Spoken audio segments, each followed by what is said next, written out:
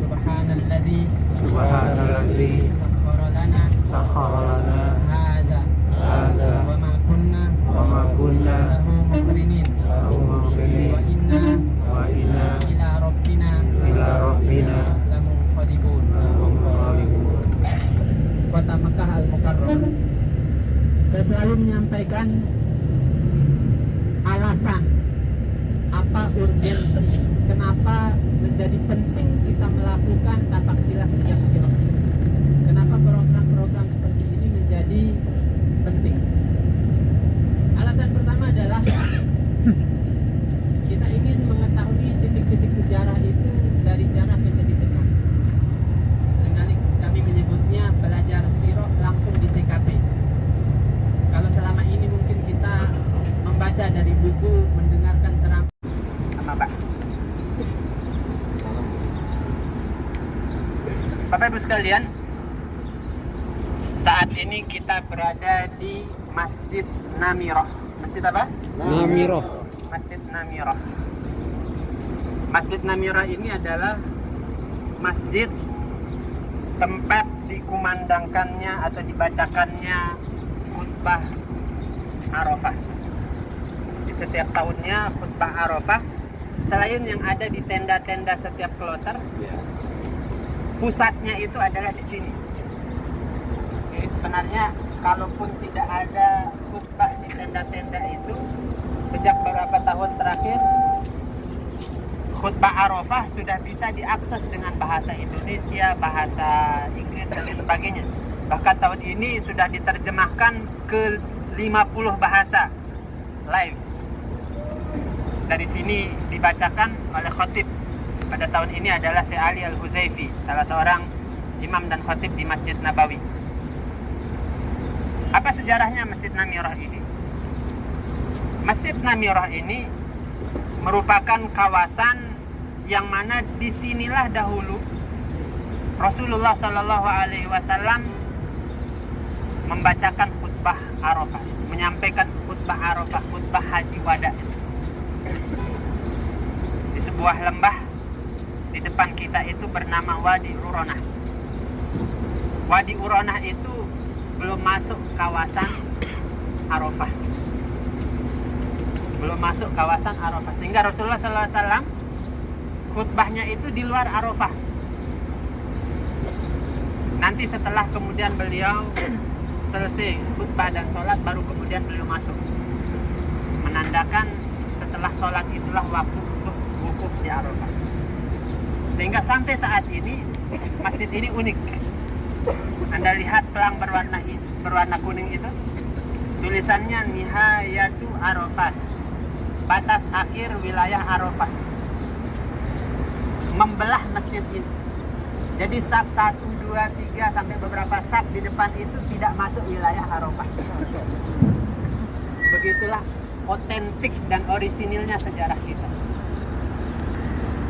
Harusnya arsitektur, apa salahnya semua dibawa ke sini. Masjid Namirah ini kan masjid baru gitu. Tapi untuk menjaga orisinalitas sejarah itu, bahwa dahulu Rasulullah SAW khutbahnya di situ, di wadi, di lembah itu. Setelah khutbah baru kemudian beliau masuk ke Arafah. Maka pelang berwarna kuning itu menegaskan kepada kita bahwa syariat ini nggak main-main batasan. Pelang berwarna kuning itu membelah masjid ini di beberapa saf depannya itu. Alhamdulillah tahun-tahun sebelum corona, saya setiap kali musim haji ngantornya di sini. Jadi di hari Arafah itu kami menerjemahkan khutbah Arafah itu di saf depan Masjid Arafah ini, Masjid Namirah ini. Lalu setelah kita menerjemahkan khutbah, kita mundur ke belakang khatib untuk mengikuti sholat zuhur dan asar.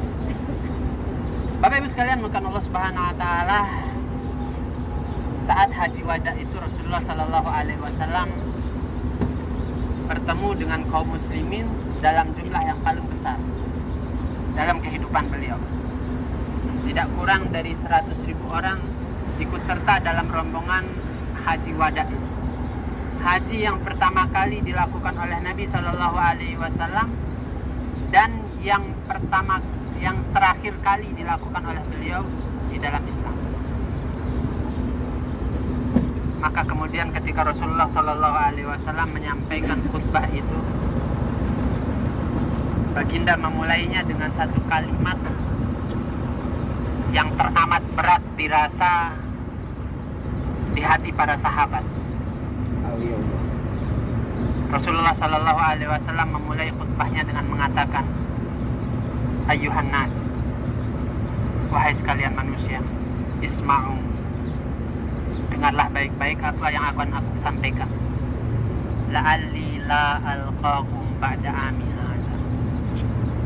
Sebab boleh jadi aku tidak akan lagi bertemu dengan kalian setelah tahun ini. Kata-kata, kalimat yang membuat para sahabat seketika itu berlinang air mata. Rasulullah Shallallahu Alaihi Wasallam memberikan isyarat bahwa ajal beliau sudah dekat.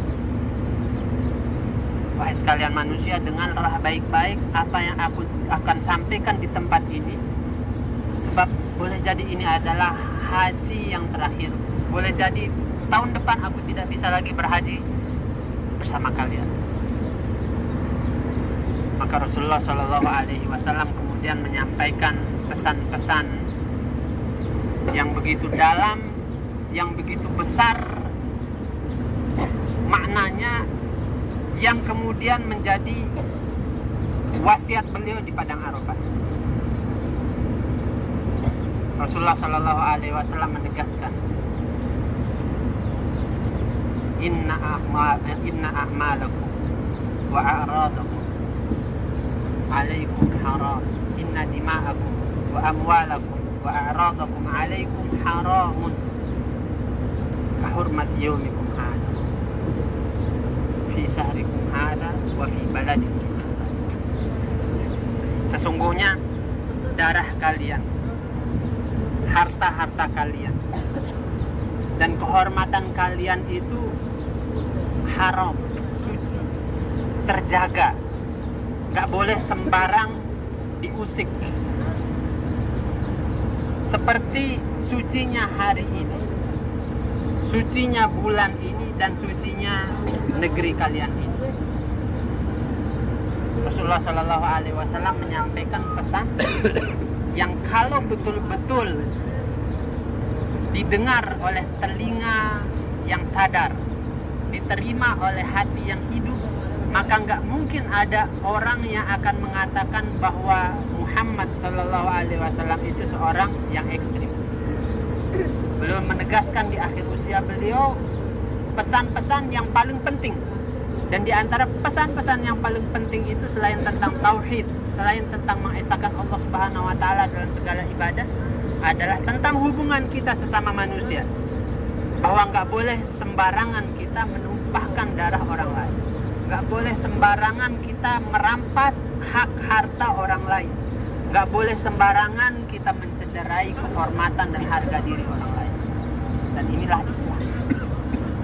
Inilah yang dikumandangkan oleh Rasulullah Shallallahu Alaihi Wasallam dari mimbar Masjid Namirah. Dan beliau juga mengingatkan kepada setiap laki-laki yang memiliki keluarga, yang memiliki istri, yang memiliki anak-anak, untuk senantiasa berlemah lembut, untuk senantiasa menjaga, melindungi, berbuat halus, berbuat lembut kepada kaum wanita. Rasulullah Shallallahu Alaihi Wasallam juga menegaskan tentang etika bertransaksi, menjauhi riba, tidak terlibat dengan transaksi-transaksi yang berbau riba.